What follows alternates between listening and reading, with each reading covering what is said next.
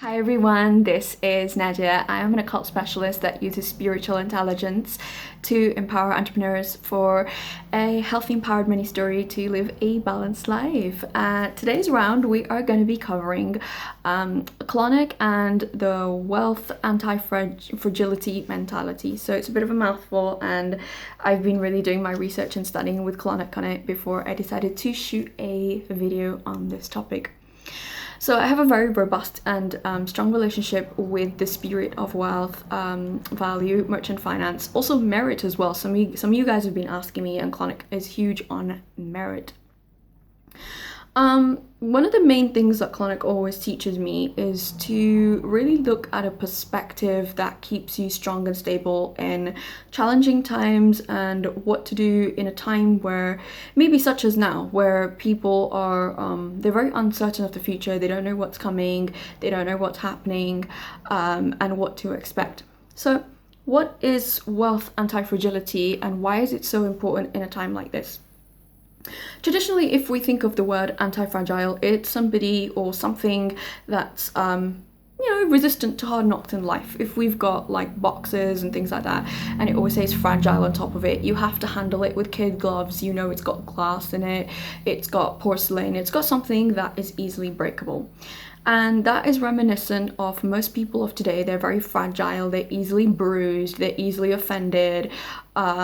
Everything has to be dished up and served on a plate for them. God forbid they actually have to get their hands dirty and do something. If you spread that, that ideology and that analogy to anti-fragility, it is everything that is, I guess, the complete opposite of what I've described. It's somebody that you can literally drop kick them in the middle of a forest, and yeah, they might come back a couple of weeks later with a couple of teeth missing, and we got a very advanced dentist. There's nothing people can't fix of today, but they all have made it out alive, and they are resourceful. And part of being anti-fragile as a person is having the resourcefulness, the competency, the skill, and the agency to be able to get up and do things without looking like a lost little sheep in the process. Okay, insofar of saying that, let's extend that ideology to wealth. So a lot of people are always living on some sort of red line financially, whether it's an extended credit card, whether it's an overdraft, whether it's a loan. There are people that I know, there was a doctor I used to know years ago who made in excess of 1 million, and when you got to see how much he actually got to keep or what was going on, it actually wasn't a lot. So I don't want anybody to watch this video and think that for some bizarre, strange reason, if somebody is bringing in a lot in their job or their business, that they actually get to keep a lot of it, because by the law of, obviously by Murphy's law, that when your income goes up, your expenses also go up. It's very rare that somebody can exercise self-control and self-discipline to have your income rise, and of course upgrade your standard to a point that the ratio is still the 3-to-1, as what I usually deem it as. So Clauneck is huge on anti-fragility. He is huge on creating a very unbreakable iron ring mentality that, listen, no matter what comes your way, you will find a way out of it, in a way to cope in a survival-based world that is psychopathic, for lack of a better term, who it's every man for himself, and it's a dog-eat-dog world, which that's the reality of life. And anybody else that has a perspective of a Pollyanna mentality, it doesn't end well. I'll leave it at that. So wealth anti-fragility comes from typically a few aspects that I consider giving somebody insight instead of information.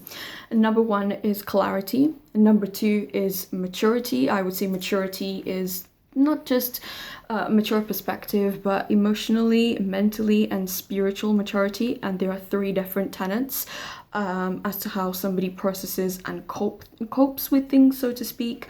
And also having the patience to allow situations to unfold as is.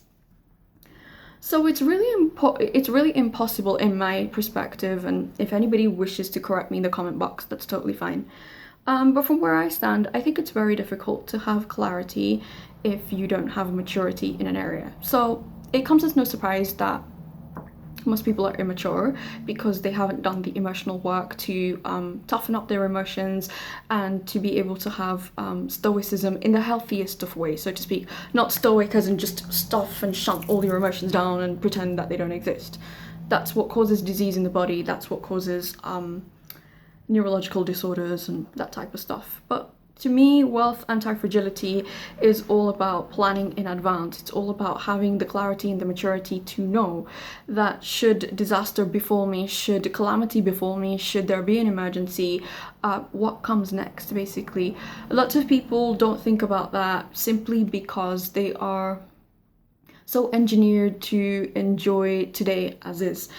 Now, I'm not saying there's anything wrong with that, and you, how do I put this nicely? You shouldn't enjoy yourself, or you shouldn't have a good time in the present, but it's always important to future plan as well. Not so far out that you forget to enjoy the present, but it is good to have immunity, what I usually call it. And wealth fragility, Clauneck usually describes it as immunity, like how long can you actually be immune for. So we're currently at a time where a lot of people are not financially immune, or they're very uncertain about things. Now, I don't want anyone to think that this is me having a dig at people financially. That's not the point. I want everyone to get whatever that they are owed, or, you know, help their companies help them, or, you know, they're able to work online. Whatever it is to garner and keep the flow of money going is important. But wealth anti-fragility is really born from a place where one has had to be resourceful for money. So, for instance, somebody that's born into a successful family or a rich family is typically not wealth anti-fragile, simply because the means of money have always been available to them, and their consciousness, they have no reference of it not being there. I know this with experience within myself as well, and it took me crashing and starting again to actually understand how to be very resourceful with money, how to have the love and respect for money. And by the love, it's not greed. That's not what I'm discussing. Lots of people mistake the love of money as sort of, you know, money's my god type of thing. That's not what I mean. The love means the purity, that you have the value for what's in front of you and you have the respect for it. Now, when you're anti-fragile in that sort of circumstance, you have value for what you have, and irrespective of whatever you come into or you make or you upgrade yourself in your life into, you will always have a sense of peace and a sense of humility, because you know the other side. And a lot of people, when they switch or change consciousness, they forget what they've usually come from, and it doesn't take a lot to take somebody back to that mentality, irrespective of how successful someone may look on the outside, or their lifestyle, as I'd like to call it. So Clauneck is really, really huge on things like merit, and lots of people have asked me about that, you know, privately as well. Like, you really speak about him being, you know, the king of, you know, wealth, value, merchant finance. He's huge on merit.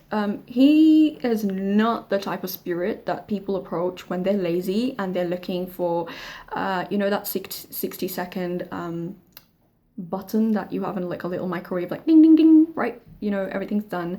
He's not a spirit that likes laziness in people.